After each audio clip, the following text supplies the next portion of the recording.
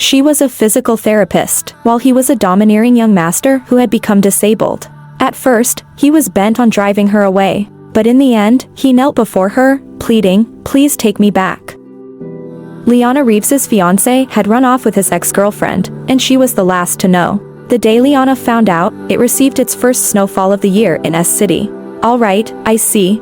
After the assistant cautiously delivered the news, Liana responded without looking up, continuing to review the files of new patients. Silence spread for a minute. When Liana looked up and saw that the assistant was still there, looking worried, she took off her glasses, leaned back loosely in her swivel chair, and gave a reassuring smile, speaking gently. "You can go home now, it might be hard to get a ride later." The assistant left, glancing back several times as they went. To be fair, Liana was a good boss.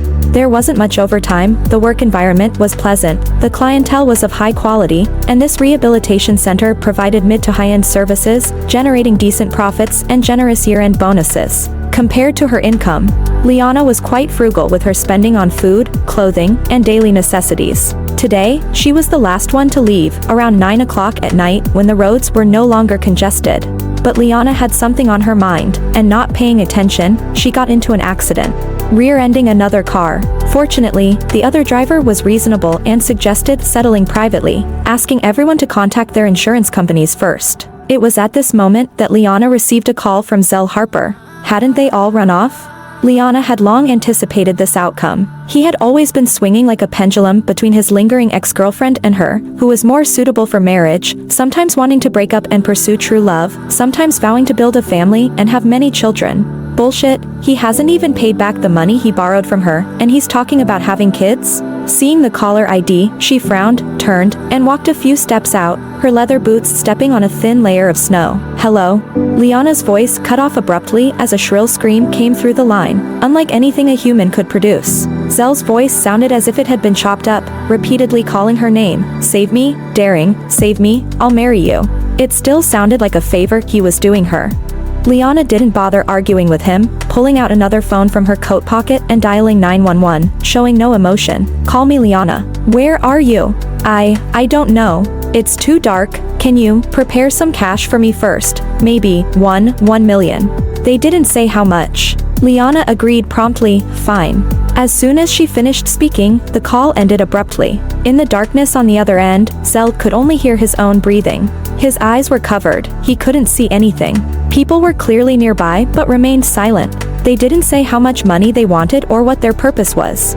Every second felt infinitely long, and after an unknown amount of time, the other party finally spoke, their voice carrying a gentle yet incredulous laughter, which upon closer inspection seemed a bit sinister. 1 million. Mr. Harper, why did you run away from such a wonderful fiancé? Zell sensed something and straightened his back, hurriedly saying, "Why you want it, take it, I won't fight you over her, rest assured, she's yours. Our engagement is already annulled, I won't bother her for a second, I swear, I'll get lost." Did you hear that? You're like a garbage dump, Liana. The man held the phone that wasn't hung up, bowed his head and laughed, asking softly, "Am I worse than garbage?" Liana leaned against a cedar tree by the roadside, looking up at the sky, which was as deep and dark as a blue velvet curtain. "What's gotten into you today? I've seen the news, I heard you've been having success both in love and business recently." She paused in her tone. "Congratulations." That was typical of Liana. Cool, indifferent, as if it had nothing to do with her. There was silence on the other end of the phone, but the car in front, involved in the accident, made a noise. It was the black SUV she had rear-ended.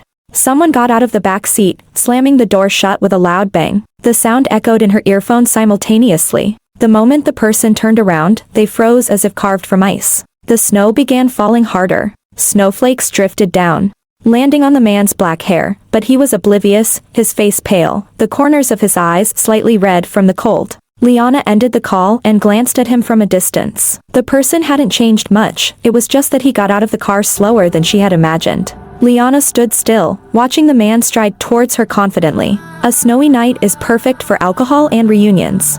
Liana in her early 20s would have said so, and her thoughts hadn't changed even now. This pursuit was worth it. However, very soon, she retracted that thought. At 28, her stamina couldn't keep up anymore. The large floor-to-ceiling windows reflected the city skyline, which appeared to sway and jolt in her vision. He lowered his head and kissed her fair and delicate neck. Pick me up and take me home." He called her name over and over again, like a dog begging for mercy. "Liana."